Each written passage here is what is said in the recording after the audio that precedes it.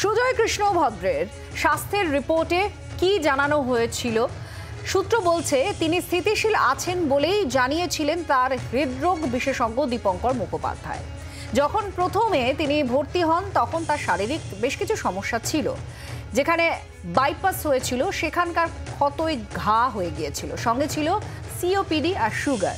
মাঝপথে পিএসভিটি বা arrhythmia develop করে, পায়ে আলসার হয়, কিন্তু ডিসেম্বরের মধ্যেই সেসব সেরে গিয়েছিল। রক্ত, শর্করা সহ সব প্যারামিটারই নর্মাল ছিল এবং সেটাই রিপোর্টে জানিয়েছিলেন চিকিৎসকরা, যা পরে আদালতে জমা পড়ে বলে সূত্রের খবর।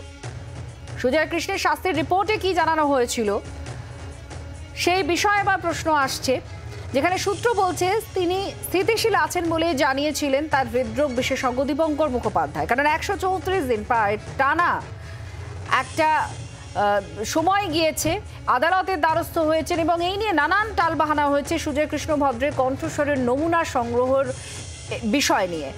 আর সেখানেই এই প্রসঙ্গ আসে যে সুজয় কৃষ্ণের স্বাস্থ্যের রিপোর্ট কি ছিল।